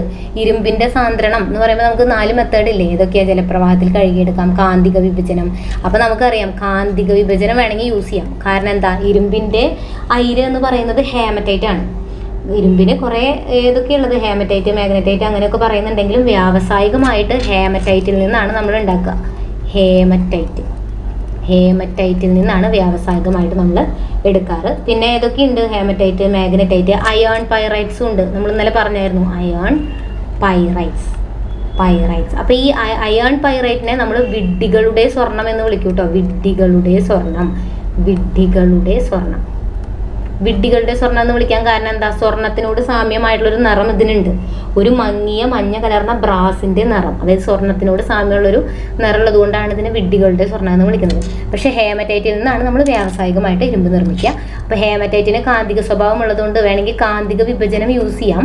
അതേപോലെ തന്നെ ഇതിന് സാന്ദ്രത കുറവുമാണ്. ഇതിലുള്ള അപദ്രവ്യത്തിന് സാന്ദ്രത കുറവുമായതുകൊണ്ട് വേണമെങ്കിൽ ജലപ്രവാഹത്തിൽ കഴുകിയെടുക്കൽ, അതും നമുക്കിവിടെ യൂസ് ചെയ്യാം. ഓക്കെ, ജലപ്രവാഹത്തിൽ കഴുകിയെടുക്കൽ അതും നമ്മൾ യൂസ് ചെയ്യാറുണ്ട്. ജലപ്രവാഹത്തിൽ കഴുകി മാറ്റും, അതിലത്തെ അപദ്രവ്യങ്ങളെ നമ്മൾ ജലപ്രവാഹത്തിൽ കഴുകി മാറ്റും, അല്ലെങ്കിൽ കാന്തിക വിഭജനത്തിന് വിധേയമാക്കുകയാണ് ചെയ്യുക. ഇനി അത് കഴിഞ്ഞ് കഴിഞ്ഞാൽ എന്താ ചെയ്യേണ്ടത്, ഇനി സാന്ദ്രീകരിച്ച അയിരിൽ നിന്ന് ലോഹത്തെ വേർതിരിക്കണം. അതിനായിട്ട് 2 മെത്തേഡുകളുണ്ട്. ഒന്ന് ഓക്സൈഡാക്കി മാറ്റുക, പിന്നെ ഒന്ന് നിരോക്സീകരണം. ഓക്സൈഡാക്കി മാറ്റാൻ കാൽസിനേഷനോ റോസ്റ്റിങ്ങോ ഉപയോഗിക്കാം. ഇവിടെ നമ്മൾ റോസ്റ്റിംഗ് ആണ് ഉപയോഗിക്കുക. ഓക്കെ, അയേണിന് റോസ്റ്റിംഗ് ആണ് നമ്മൾ ഉപയോഗിക്കുക. അപ്പോൾ റോസ്റ്റിങ്ങിന് നമ്മൾ വിധേയമാക്കും. അപ്പോൾ ഈ അയിരിൽ ഇതിൻ്റെ ഈ ഹേമറ്റൈറ്റിലുള്ള അപദ്രവ്യങ്ങൾ ഏതൊക്കെയാണെന്ന് ജസ്റ്റ് ഒന്ന് നോട്ട് ചെയ്യാം കേട്ടോ. അപദ്രവ്യങ്ങൾ, ഈ അയിരിൽ അടങ്ങിയിട്ടുള്ള അപദ്രവ്യങ്ങൾ എന്ന് പറയുന്നത് ടെക്സ്റ്റിൽ പറഞ്ഞിട്ടുള്ളതാണ്. അയിരിൽ അടങ്ങിയിട്ടുള്ള മാലിന്യങ്ങൾ ഏതൊക്കെയാണ്? സൾഫർ ഉണ്ട്, ഫോസ്ഫറസ് ഉണ്ട്, ആഴ്സനിക് ഉണ്ട്. Sulphur, phosphorus, arsenic. അപ്പം ഈ മാലിന്യങ്ങളൊക്കെ നമ്മൾ റോസ്റ്റിംഗ് വഴി എന്താക്കി മാറ്റുകയാണ്? അതിൻ്റെ ഓക്സൈഡുകളാക്കി മാറ്റും. ഓക്സൈഡുകളാക്കി മാറ്റും. എന്നിട്ട് വാതക രൂപത്തിൽ അതിനെ നീക്കം നമ്മൾ നീക്കം ചെയ്യുകയാണ് ചെയ്യുക. ഓക്കെ, എന്താ അവിടെ പറഞ്ഞത്? ഇപ്പം ഈ മെത്തേഡ് മനസ്സിലായല്ലോ. അത് കഴിഞ്ഞ് നമ്മൾ എന്ത് ചെയ്യണം? ഈ സാന്ദ്രീകരിച്ച അയിരിൽ നിന്ന് ലോഹത്തെ മാറ്റണം അല്ലേ? അപ്പോൾ ഇവിടെ നിന്ന് കിട്ടിയ അയിരിൽ ഇനിയും കുറേ അപദ്രവ്യങ്ങൾ കാണും. ഇതൊക്കെ അപദ്രവ്യങ്ങളാണ്.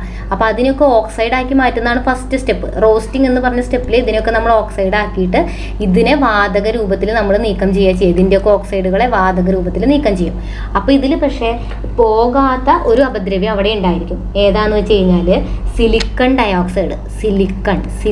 ഡയോക്സൈഡ് എന്ന് പറയുന്ന അപദ്രവ്യം നീക്കം ചെയ്യപ്പെടുന്നില്ല. സിലിക്കൺ ഡയോക്സൈഡ് എന്ന് പറയുന്ന അപദ്രവ്യം കൂടെ അതിലുണ്ട്. അതെന്ത് ചെയ്യുന്നില്ല? നീക്കം ചെയ്യപ്പെടുന്നില്ല. ഓക്കെ, അത് അതുപോലെ തന്നെ അവിടെ കിടക്കും. ബാക്കിയുള്ളതൊക്കെ വാതക രൂപത്തിൽ നമുക്ക് നീക്കം ചെയ്യാം. പക്ഷേ ഇത് അവിടുത്തെ ഗ്യാങ് ആണ് കേട്ടോ, അല്ലെ? അപദ്രവ്യമല്ലേ. അപ്പോൾ ഈ ഗ്യാങ് അതുപോലെ തന്നെ അവിടെ കിടക്കും. ഇനി നമുക്ക് എന്ത് ചെയ്യണം? നിരോക്സീകരണം ചെയ്യണം അല്ലേ? അപ്പോൾ അതിനൊക്കെ വേണ്ടി ഇതുവരെയുള്ള സ്റ്റെപ്പ് കഴിഞ്ഞാൽ ഇനി നമ്മൾ ഹേമറ്റൈറ്റിനെ അയണാക്കി മാറ്റുന്നതിന് ഉപയോഗിക്കുന്ന സംവിധാനമാണ് ഈ തന്നിട്ടുള്ളത്. എന്താണിത്? ബ്ലാസ്റ്റ് ഫർണസ് ആണ് ഈ തന്നിട്ടുള്ളത്. ബ്ലാസ്റ്റ് ഫർണസ് എന്ന് ആ പേര് വരാൻ കാരണം എന്താ? ഇതിൻ്റെ ഫർണസിൻ്റെ അടിഭാഗത്ത് കൂടി കണ്ടോ, ഈ ഫർണസിൻ്റെ അടിഭാഗത്ത് കൂടി വളരെ ഉയർന്ന താപത്തിലുള്ള ശക്തമായ വായുവിനെ കയറ്റിവിടുക നമ്മൾ ചെയ്യണത്. എവിടുന്ന് കണ്ടോ? ശക്തമായിട്ടുള്ള വായുപ്രവാഹത്തെ കയറ്റിവിടുകയാണ്. അതുകൊണ്ടാണ് അതിന് ബ്ലാസ്റ്റ് ഫർണസ് എന്ന് പേര് കൊടുക്കുന്നത്. ഓക്കെ, അപ്പം നമ്മൾ ഇനി ഇതിലെന്താ ചെയ്യുന്നത്? ഈ ഹേമറ്റൈറ്റിൻ്റെ കൂടെ ചുണ്ണാമ്പ് കല്ലും കോക്കും ചേർന്ന ഒരു മിശ്രിതമാണ് നമ്മൾ ഈ ബ്ലാസ്റ്റ് ഫർണസിലേക്ക് എടുക്കുന്നത്. കണ്ടോ, നമ്മുടെ കയ്യിൽ ഇപ്പോൾ എന്തുണ്ട്? ഹേമറ്റൈറ്റ് ഉണ്ട്. അതിൽ ഏത് അപദ്രവ്യം ഉണ്ട്? ഗ്യാങ് ഏതാ? അതിലത്തെ ഗ്യാങ് എന്ന് പറയുന്നത് സിലിക്കൺ ഡയോക്സൈഡാണ്. ആ ഹേമറ്റൈറ്റിനെയും ചുണ്ണാമ്പുകല്ലും കോക്കും ചേർന്ന ഒരു മിശ്രിതത്തെ നമ്മൾ ഇതിലേക്ക് വിടും. ഓക്കെ, എന്നിട്ട് നിരോക്സീകരണമാണ് ഇനി അടുത്ത സ്റ്റെപ്പ് അല്ലേ? അപ്പം നിരോക്സീകാരിയായിട്ട് നമുക്ക് ആരൊക്കെ ഉപയോഗിക്കാം? കാർബൺ ഉണ്ട്, കാർബൺ മോണോക്സൈഡ് ഉണ്ട്, വൈദ്യുതി ഉണ്ട്. അത് നമ്മൾ നേരത്തെ പറഞ്ഞതാണ്. കാർബണിനെയോ കാർബൺ മോണോക്സൈഡിനെയോ വൈദ്യുതിയെയോ നിരോക്സീകാരിയായിട്ട് നമുക്ക് ഉപയോഗിക്കാം. ഇവിടെ നമ്മൾ ഉപയോഗിക്കുന്നത് കാർബൺ മോണോക്സൈഡാണ്. കാർബൺ മോണോക്സൈഡിനെയാണ് എന്തായിട്ട് യൂസ് ചെയ്യുക? നിരോക്സീകാരിയായിട്ട് യൂസ് ചെയ്യാം. ഓക്കെ, കാർബൺ മോണോക്സൈഡിനെ. അപ്പോൾ ഇവിടെ ഈ കാൽസ്യം കാർബണേറ്റ് അല്ലേ, ചുണ്ണാമ്പ് കല്ല് എന്ന് പറഞ്ഞാൽ കാൽസ്യം കാർബണേറ്റ് ആണ്. ശക്തമായ ചൂട് ഇവിടുന്ന് കൊടുക്കുന്നത് കൊണ്ട് കാൽസ്യം കാർബണേറ്റ് വിഘടിച്ചിട്ട് എന്തായിട്ട് മാറും? കാൽസ്യം ഓക്സൈഡും കാർബൺ ഡൈ ഓക്സൈഡും ഇവിടെ ഉണ്ടാവും. ഓക്കെ, ഈ കാൽസ്യം ഓക്സൈഡ് എന്തുമായിട്ട് ചേരും? കാൽസ്യം ഓക്സൈഡ് നമ്മുടെ ഹേമറ്റൈറ്റിലുള്ള ഗ്യാങ് ആയിട്ടുള്ള സിലിക്കൺ ഡയോക്സൈഡുമായിട്ട് ചേരും. അപ്പോൾ ഇത് ഗ്യാങ്ങാണ്. ഓക്കെ, ഗ്യാങ്ങിനെ നീക്കം ചെയ്യാൻ നമ്മൾ ചേർക്കുന്ന സ്ഥാനത്തിന് വിളിക്കുന്ന പേരെന്താ? ഫ്ലക്സ് അല്ലേ, അല്ലെങ്കിൽ ഫ്ലക്സ് എന്ന് വിളിക്കും. ഓക്കെ, ഫ്ലക്സ് എന്ന് വിളിക്കും. ഓക്കെ, അപ്പോൾ ഇവിടെ ഫ്ലക്സ് എന്ന് പറയുന്നത് ഏതാ? കാൽസ്യം ഓക്സൈഡാണ്. ഇതൊക്കെ നമ്മൾ ഇന്നലെ പറഞ്ഞതാണ്. ഗ്യാങ്ങിനെ നീക്കം ചെയ്യാൻ ഫ്ലക്സ് ഉപയോഗിക്കണം. ഗ്യാങ് അസിഡിക് ആണെങ്കിൽ ഫ്ലക്സ് ബേസിക് ആയിരിക്കണം. ഗ്യാങ് ബേസ് ആണെങ്കിൽ ഫ്ലക്സ് അസിഡിക്കുമായിരിക്കണം. അപ്പോൾ ഇവിടെ ഈ ഹേമറ്റൈറ്റിൻ്റെ കൂടെ ചുണ്ണാമ്പുകല്ല് ഇപ്പോൾ ചേർത്തത് എന്തിനാന്ന് മനസ്സിലായില്ലേ? കോക്കും. അപ്പോൾ ചുണ്ണാമ്പുകല്ല് ചേർക്കണത് എന്തിനാ? ഈ ഹേമറ്റൈറ്റിൽ ഒരു അപദ്രവ്യം നമുക്ക് നീക്കം ചെയ്യാൻ പറ്റിയിട്ടില്ല. റോസ്റ്റിംഗ് വഴി സൾഫറും ഫോസ്ഫറസും ആഴ്സനിക്കും ഒക്കെ നീക്കം ചെയ്യാൻ പറ്റി. പക്ഷേ സിലിക്കൺ ഡയോക്സൈഡ് അവിടെ തന്നെ കിടക്കുക. അതിനെ കൂടെ ഇനി കളയണം. അപ്പോൾ അതിനെ കളയാൻ വേണ്ടിയിട്ടാണ് ഇവിടെ ചുണ്ണാമ്പുകല്ല് ചേർക്കുന്നത്. അപ്പോൾ ചുണ്ണാമ്പുകല്ല് ഇതിൽ നിന്ന് വരുന്ന ചൂട് കാരണം വിഘടിച്ചിട്ട് കാൽസ്യം ഓക്സൈഡായിട്ട് മാറും. ഈ കാൽസ്യം ഓക്സൈഡ് നമ്മുടെ അപദ്രവ്യമായ ഗ്യാങ് ആയിട്ടുള്ള സിലിക്കൺ ഡയോക്സൈഡുമായി ചേരും. അപ്പോൾ നമുക്കറിയാം ഗ്യാങ്ങും ഫ്ലക്സും കൂടി പ്രവർത്തിച്ചാൽ നമുക്ക് എന്താ കിട്ടുക? ഒരു സ്ലാഗ് കിട്ടും. ആ സ്ലാഗ് ഏതാ? കാൽസ്യവും സിലിക്കണും കൂടി പ്രവർത്തിച്ചിട്ട് കാൽസ്യം സിലിക്കേറ്റ് കിട്ടും. സിലിക്കേറ്റ്. ഇതൊക്കെ എക്സാമിന് ചോദിക്കുമ്പോൾ ഇതൊക്കെയാണ് പഠിച്ചു വെക്കേണ്ടത്. എന്തൊക്കെ പഠിച്ചു വെക്കണം? ഈ അപദ്രവ്യങ്ങളുടെ പേര് പഠിച്ചു വെക്കുക. ഇതിലെ ഗ്യാങ് ഏതാ? Silicon dioxide. ഫ്ലക്സ് ഏതാ? Calcium oxide. ഇതിലെ സ്ലാഗ്, നമുക്ക് കിട്ടുന്ന സ്ലാഗ് ഏതാ? Calcium silicate. ഹേമറ്റൈറ്റിൻ്റെ കൂടെ എന്തൊക്കെയാണ് ചേർക്കുന്നത്? അപദ്രവ്യങ്ങൾ ഏതൊക്കെയാ? അല്ല, അസംസ്കൃത വസ്തുക്കൾ ഏതൊക്കെയാ? ചുണ്ണാമ്പുകല്ലും കോക്കും. ഓക്കെ, പിന്നെ ഇവിടെ നിരോക്സികാരിയായിട്ട് ഉപയോഗിക്കുന്ന ആളാരാണ്? കാർബൺ മോണോക്സൈഡ് ആണ്. അപ്പോൾ നമുക്ക് ഇവിടെ കാൽസ്യം സിലിക്കേറ്റ് കിട്ടി അല്ലേ? അപ്പം ഈ കാൽസ്യം സിലിക്കേറ്റ് എന്താ ചെയ്യുന്നത്? Calcium silicate. ഇപ്പോൾ ഈ സ്ലാഗ് ഇതിന്ന് ഭയങ്കര ചൂടാ വരുന്നത്. ഹേമറ്റൈറ്റും ഉരുകിയ അവസ്ഥയിലാണ്, സ്ലാഗും ഉരുകിയ അവസ്ഥയിലാണ്. അപ്പോൾ ഈ ഉരുകിയ സ്ലാഗ് ഉരുകിയ ഇരുമ്പിന് മീതെ പൊങ്ങിക്കിടക്കും. കണ്ട, ഈ ഉരുകിയ സ്ലാഗ് ഉരുകിയ ഇരുമ്പിന് മീതെ പൊങ്ങിക്കിടക്കും. എന്നിട്ട് നമ്മൾ ഫർണസിൽ നിന്ന് ഈ ഉരുകിയ രൂപത്തിൽ തന്നെ സ്ലാഗിനെയും അതുപോലെ തന്നെ ഇരുമ്പിനെയും അല്ലെങ്കിൽ അയണിനെയും വേറെ വേറെ വേർതിരിച്ചെടുക്കുക ചെയ്യാം. ഉരുകിയ അവസ്ഥയിൽ തന്നെ അയണിനെയും അതുപോലെ തന്നെ ഈ സ്ലാഗിനെയും വേറെ വേറെ പ്രത്യേകമായിട്ട് നമ്മൾ പുറത്തെടുക്കും. ഓക്കെ, അപ്പോൾ ഈ പുറത്തെടുത്ത ഈ ബ്ലാസ്റ്റ് ഫർണസിൽ നിന്ന് ലഭിക്കുന്ന ഈ ഉരുകിയ അയൺ ഉണ്ടല്ലോ, ഇത് ഉരുകിയ ഇരുമ്പാണ്, അതായത് ഉരുകിയ അയൺ. ഈ ഉരുകിയ അയണിൽ അടങ്ങിയിട്ടുള്ള കാർബണിൻ്റെ അളവ് എത്രയാ? 4%. പഠിക്കണം, 4% കാർബണിൻ്റെ അളവ്. ഈ 4% കാർബൺ അടങ്ങിയ ഇരുമ്പിനെ നമ്മൾ വിളിക്കുക, അയണിനെ നമ്മൾ വിളിക്കുന്ന പേരാണ് പിഗ് അയൺ. അപ്പോൾ ബ്ലാസ്റ്റ് ഫർണസിൽ നിന്ന് നമുക്ക് കിട്ടുന്ന അയൺ ഏതാ? പിഗ് അയൺ ആണ്. ഓർത്ത് വയ്ക്കുക, പിഗ് അയൺ. ഓക്കെ, അപ്പോൾ ഇവിടെ ഫ്ലക്സും ഗാങ്ങും ചേർന്ന് സ്ലാഗ് ഉണ്ടാവുന്നു. ഈ സ്ലാഗും ഉരുകിയ ഇരുമ്പും വേറെ വേറെ ആയിട്ട് നമ്മൾ വേർതിരിച്ചെടുക്കും. ഈ ഉരുകിയ അയണിൽ 4% കാർബൺ ഉണ്ട്. അപ്പോൾ കാർബൺ അടങ്ങിയ ഈ ഉരുകിയ അയണിനെ പിഗ് അയൺ എന്നാണ് വിളിക്കുക. ഓക്കെ, അപ്പോൾ ഇത്രയുമാണ് ഈ ഒരു ഭാഗത്തു നിന്നുള്ളത്. അപ്പം നമ്മൾ അയിരുകളും ധാതുക്കളും എന്ന് പറയുന്ന ടോപ്പിക്ക് വളരെ നീറ്റായിട്ട് കംപ്ലീറ്റ് ചെയ്തിട്ടുണ്ട്. അത്യാവശ്യം വേണ്ട പോയിന്റ്സ് എല്ലാം നമ്മളിതിൽ ഉൾപ്പെടുത്തിയിട്ടുണ്ട്. അപ്പോൾ എല്ലാവരും നന്നായിട്ട് പഠിക്കുക. ഇതിൻ്റെ നോട്ട് ടെലഗ്രാമിൽ ഷെയർ ചെയ്യുന്നതായിരിക്കും. അപ്പോൾ വീഡിയോസ് ഇഷ്ടപ്പെട്ടാൽ ലൈക്ക് ചെയ്യാനും ഷെയർ ചെയ്യാനും സബ്സ്ക്രൈബ് ചെയ്യാനും മറക്കരുത്. താങ്ക്